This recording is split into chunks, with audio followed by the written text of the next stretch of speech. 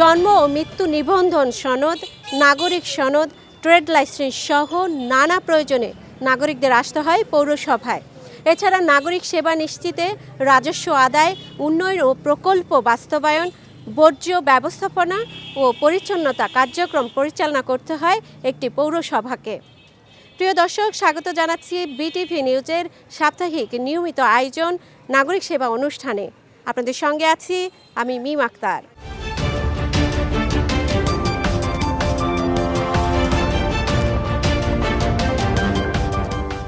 নাগরিক সেবার টিম সরেজমিনে হাজির হয়েছে পটুয়াখালীর কুয়াকাটা পৌরসভায়।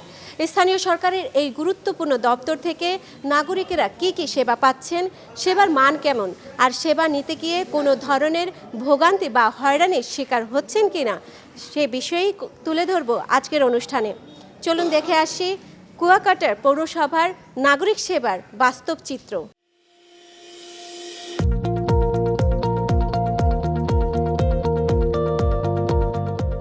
পর্যটন নগরী কুয়াকাটার বাসিন্দাদের জন্য জন্ম, মৃত্যু নিবন্ধন, ট্রেড লাইসেন্স এবং নাগরিকত্ব সনদের মতো মৌলিক সেবাগুলো এখন হাতে নাগালে। পৌরসভা আজকে কোন ধরনের সেবা নিতে এসেছিলেন? বাচ্চাদের জন্ম নিবন্ধনের কাগজ নিতে এসেছি। আবেদনটা কিভাবে করেছেন এবং কত টাকা ফি লেগেছিল?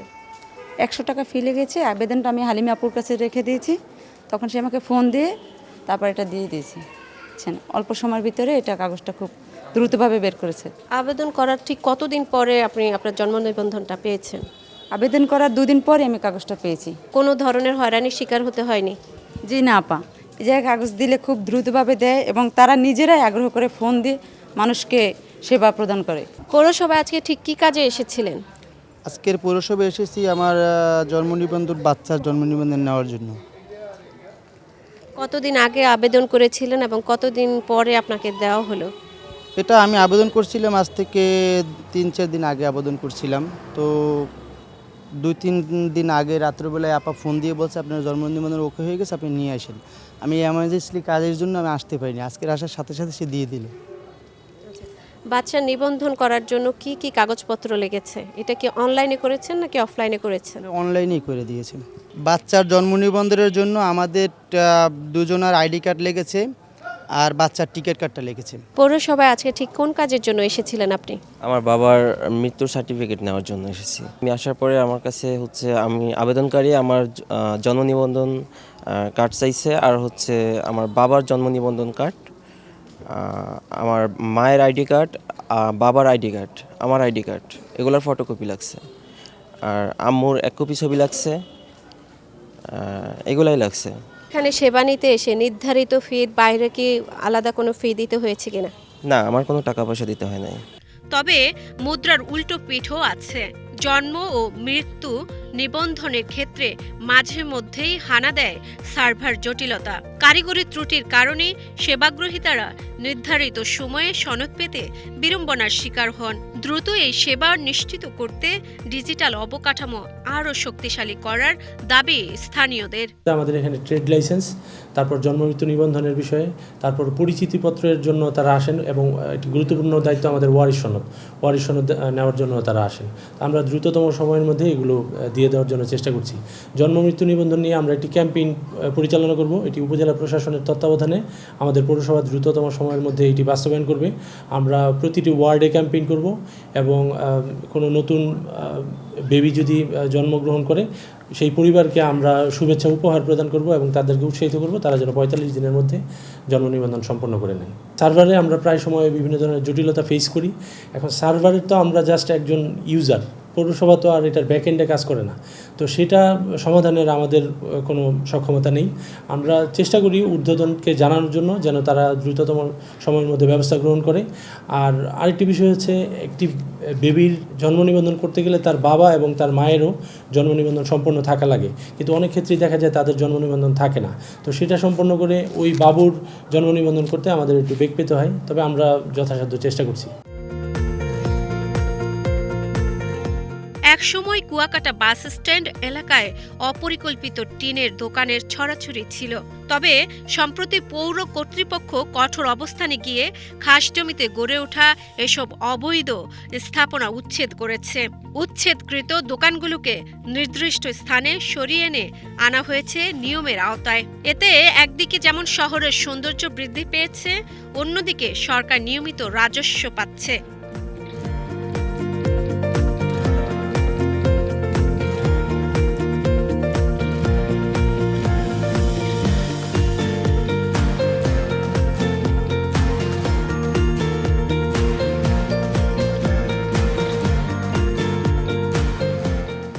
আমাদের যে বাস স্ট্যান্ড, এই বাস স্ট্যান্ডের সামনে আমি যখন দায়িত্ব গ্রহণ করি তখন অনেক যত্রতত্র হ্যাজার্ড ওয়েতে বিভিন্ন ধরনের টিনের দোকান ছিল, সেগুলো আমি উচ্ছেদের জন্য সর্বাত্মক চেষ্টা করি এবং তাদেরকে আমি বলি যে আপনারা যদি আমাদের নির্ধারিত জায়গায় যান এবং একটি নির্দিষ্ট কালারের ঘর নির্মাণ করে আপনারা থাকেন, তাহলে আমি আপনাদের সহযোগিতা করব। তারা পৌরসভার প্রতি শ্রদ্ধা জানিয়ে সেখানে চলে যান এবং আমরা সেই বাস স্ট্যান্ডের সামনে একটি সৌন্দর্যবর্ধক বৃক্ষ যুক্ত করে বাগান নির্মাণ করেছি এবং সেই ঘরগুলো থেকে আমাদের বাৎসরিক প্রায় 12 লক্ষ টাকা পর্যন্ত আদায় হবে এবং এই কার্যক্রম অব্যাহত থাকবে। নাগরিক যাতায়াত নির্বিঘ্ন করতে পৌর এলাকায় গড়ে তোলা হচ্ছে নতুন নতুন পাকা রাস্তা। দুর্গম এলাকাগুলোকে মূল শহরের সাথে যুক্ত করতে চলছে অবকাঠামো উন্নয়নের বিশাল কর্মযজ্ঞ।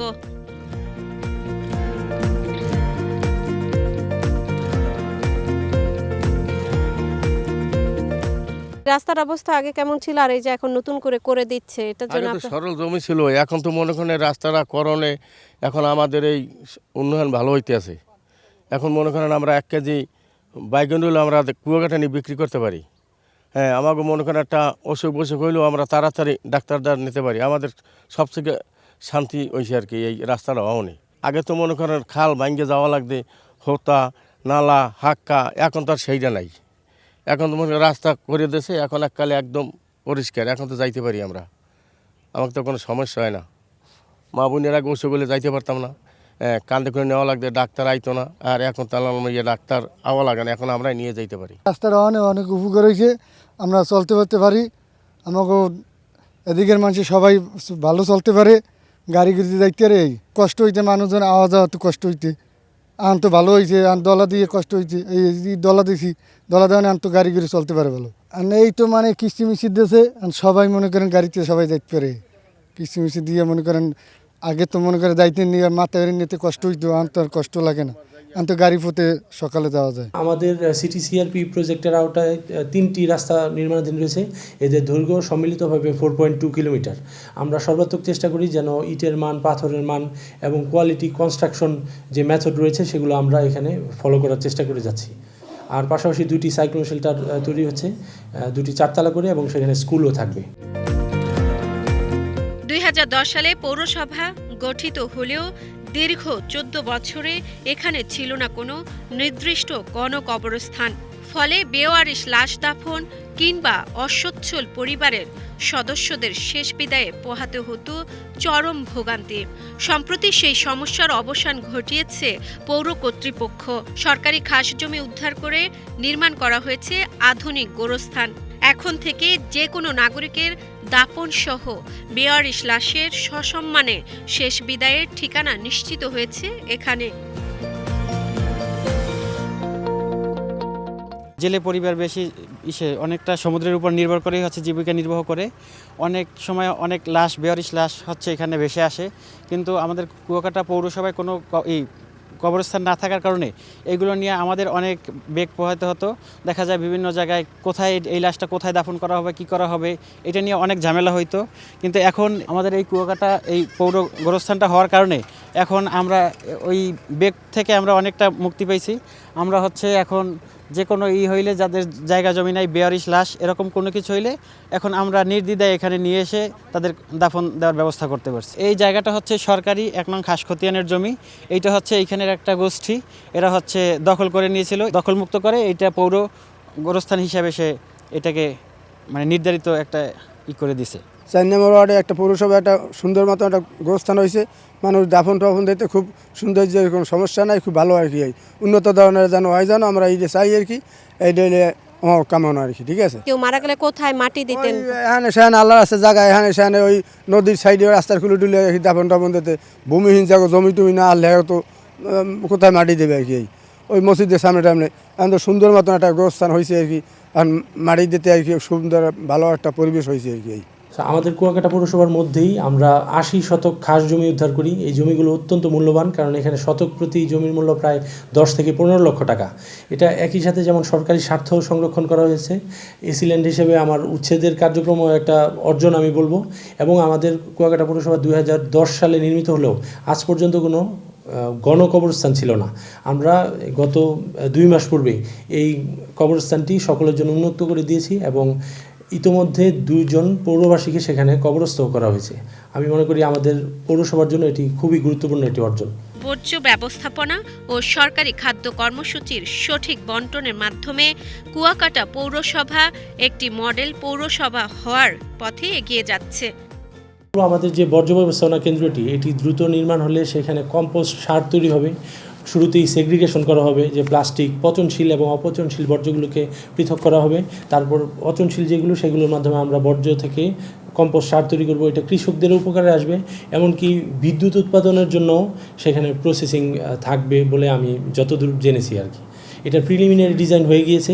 এটা যত দ্রুত বাস্তবায়ন হবে, কুয়াকাটা যেহেতু একটি ট্যুরিস্ট এরিয়া, এখানে বর্জ্য ব্যবস্থাপনার জন্য আধুনিক বর্জ্য ব্যবস্থাপনা কেন্দ্র ছাড়া আমাদের পক্ষে ইফিশিয়েন্টলি ম্যানেজ করা খুব কঠিন। তারপরেও আমাদের যতটুকু লোকবল রয়েছে আমরা চেষ্টা করছি।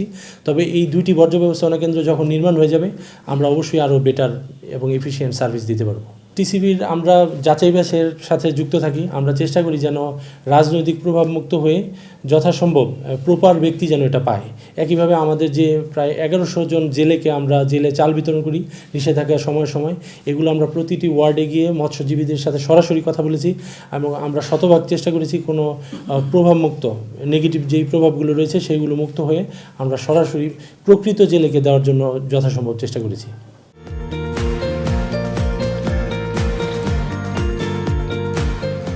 কিছু সীমাবদ্ধতা থাকলেও সঠিক তদারকি আর সদিচ্ছাই পারে নাগরিকদের শতভাগ সেবা নিশ্চিত করতে।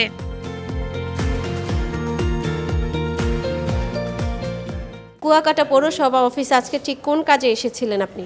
আমি এখানে এসেছি পৌর ট্যাক্স দেওয়ার জন্য। এখানে আমি পৌর কর দিলাম। পৌর করটা দিলে কি উপকার হবে আপনার? কেন আপনি দিতে এসেছিলেন? অবশ্যই আমি পৌর কর দিই এই জন্য আমরা নাগরিক সেবা পাবো। আর এখানে আমাদের যে পৌরসভার যে ব্যবস্থা, যেমন রোড লাইট, তারপর হচ্ছে আমার বর্জ্য ব্যবস্থা, তারপরে কুয়াকাটার যে ময়লা আবর্জনা যেখানে আপনার বক্স ফেলানো হয়, এই উন্নয়ন কাজের জন্য আমাদের পৌর ট্যাক্স দেওয়া আর কি, কর দেওয়া। আমাদের এই ট্যাক্স থেকে সাধারণত আমরা পাবলিকের কাছ থেকে পৌর করটা নেই। এই নাগরিকের পৌর করের মাধ্যমেই তাদের নাগরিক সেবা প্রদান করা হয়। যেমন ময়লা আবর্জনা তাদের কাছ থেকে নেওয়া হয়, রাস্তায় লাইটিং ব্যবস্থা করা হয়, রাস্তাঘাটের উন্নয়ন কাজ করা হয়। না দিলে তাদের কাছ থেকে আমরা বিভিন্ন সময় নোটিশ প্রদান করি, নোটিশের মাধ্যমে তাদের কাছ থেকে পৌর করের আদায়ের ব্যবস্থা গ্রহণ করি। তারপরে আমাদের তো আপনার এই পরিষ্কার পরিচ্ছন্নতার জন্য আমাদের প্রায় 38-40 জন কর্মচারী আছে, পরিচ্ছন্ন কর্মী আছে। এদের বেতন ভাতা দেওয়ার কাজে ব্যবহার হয়। তারপরে কিছু টাকা দিয়ে, বাদবাকি টাকা দিয়ে আপনার উন্নয়নমূলক কাজে ব্যবহার করা হয়।